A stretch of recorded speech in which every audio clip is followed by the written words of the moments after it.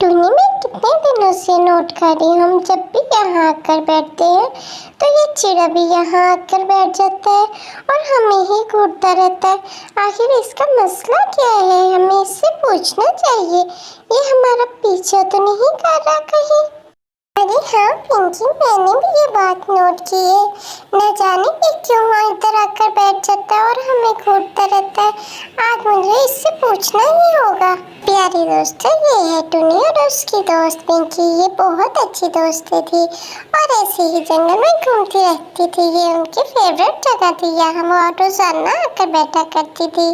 काफी दिनों से ऐसा हो रहा था, जब भी टुनी और पिंकी आकर बैठती तो थोड़ी देर में ही वहाँ टुन्नू भी आकर पास वाले दरख्त पर बैठ जाया करता था। फिर एक दिन टुनी अकेली ही बैठी हुई थी उस डाल पर। पिंकी न जाने किस वजह से अभी तक आई नहीं थी।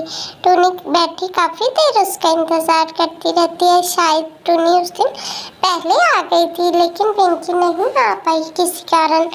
फिर थोड़ी देर इंतजार करने के बाद टुनी सोचती है कि मैं वापस चली जाती हूँ। वापस ही चली जाती हूँ। न जाने आज पिंकी क्यों नहीं आई। मैं तो इंतजार कर करके थक गई हूँ। पता नहीं आज कहाँ रह गई होगी, शायद किसी काम में लग गई होगी। चलो कोई बात नहीं, मैं वापस चली जाती हूँ, फिर आऊँगी उसको मिलने। अरे चिड़े, तुम मेरे पास क्यों चले आ रहे हो? क्या बात है, तुम्हें कुछ कहना है मुझसे? कितने दिनों से देख रही हूँ तुम हमारा पीछा कर रहे हो। हाँ टोनी, मुझे तुमसे कुछ कहना है। मैं बहुत दिनों से कोशिश कर रहा हूँ, लेकिन तुम हो के मेरी बात पे कुछ ध्यान ही नहीं देती हो। दरअसल मैं काफ़ी दिनों से तुम लोगों का पीछा कर रहा हूँ। मैं तुम्हें पसंद करता हूँ और तुमसे शादी करना चाहता हूँ। अगर तुम्हें कोई इतराज़ ना हो तो मैं अपने घर वालों को भेजना चाहता हूँ। मैं तुम्हें नहीं जानती और मैं तुमसे क्यों शादी करूं? मेरी दीदी घर में है, तुम घर वालों को भेजो। अगर उनको अच्छा लगा तो वो तुम शादी के लिए हाँ कर देंगे, और अगर नहीं लगा तो वो नहीं करेंगे। मैं इस बारे में कुछ नहीं कह सकती।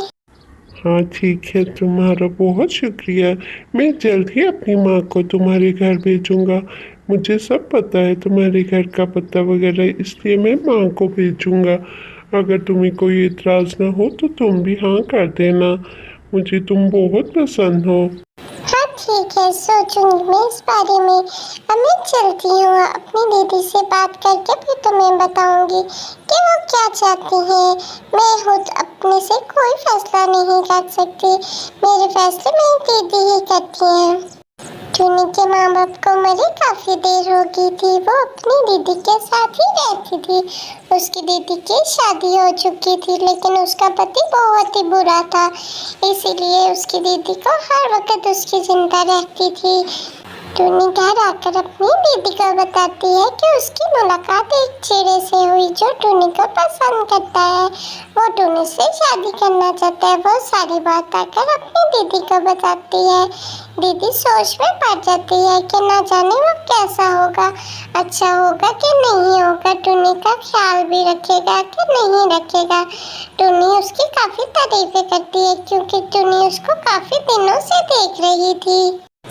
ठीक है टोनी, जब वो आएंगे अपनी माँ के साथ तो मैं देखभाल कर फिर ही कुछ सोच पाऊंगी। ऐसे मैं फैसला नहीं कर पा रही क्योंकि तुम्हारी जिंदगी का सवाल है, इसीलिए मैं उनसे मिलकर फिर ही कुछ सोच कर फैसला करूंगी कि आखिर वो तुम्हारे काबिल है कि नहीं है।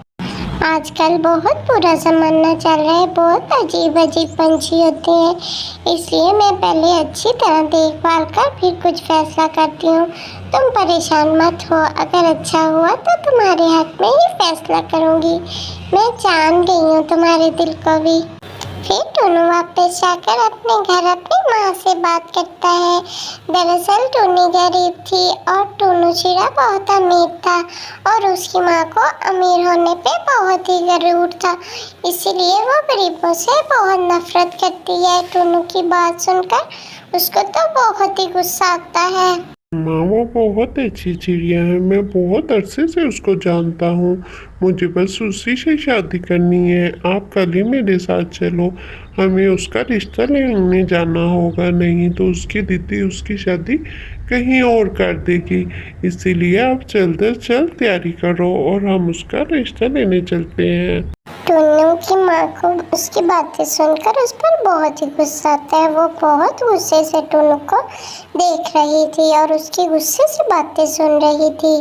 तो तब तक प्यारे दोस्तों, आप जल्दी से कमेंट में ये बताइए कि आपको ये वीडियो कैसी लगी।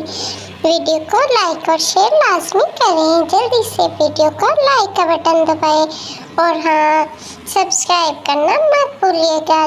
जल्दी से लाइक और सब्सक्राइब का बटन दबाइए। सब्सक्राइब करने से आपको हमारे चैनल की वीडियो का नोटिफिकेशन फौरी तौर पर मिल पाएगा और आप देख पाएंगे हमारी प्यारी प्यारी वीडियो। इसीलिए चैनल को सब्सक्राइब करें और नोटिफिकेशन हासिल करें और कमेंट करें कि आपको वीडियो कैसी लगी और लाइक करना तो लाजमी। मैं टोनू बेटा, तुम नहीं जानते ऐसे गरीब पंछी जो होते हैं ना, तुम जैसे अगर अमीर पंछियों को फंसा लेते हैं अपने प्यार के चुंगल में। तुम नहीं जानते इनको, ये गरीब बहुत बुरे होते हैं और हम अमीरों पर नजर रखते हैं कि कैसे इनको हथियाया जाए।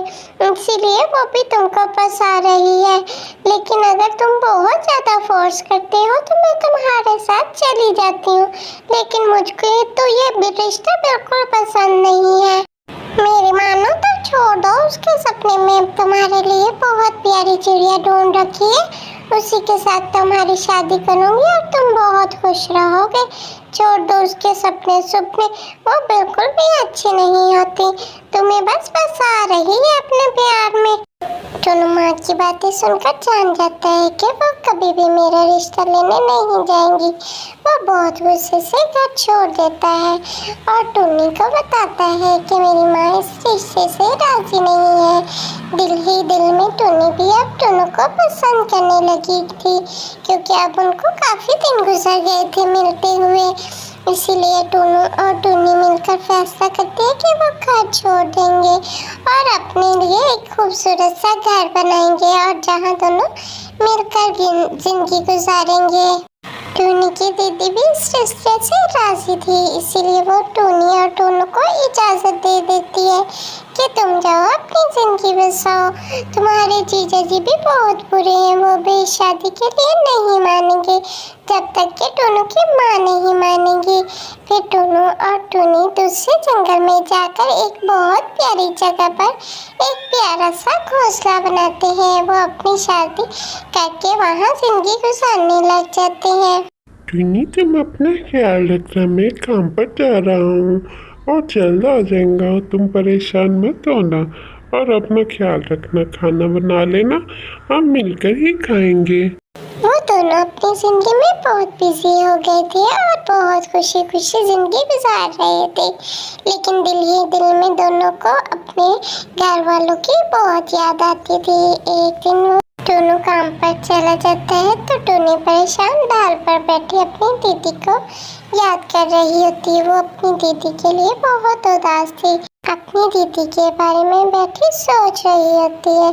टुन्नू चला जाता है तो थोड़ी ही देर में उसकी दीदी उससे मिलने आ जाती है। टुन्नी बहुत खुश होती है।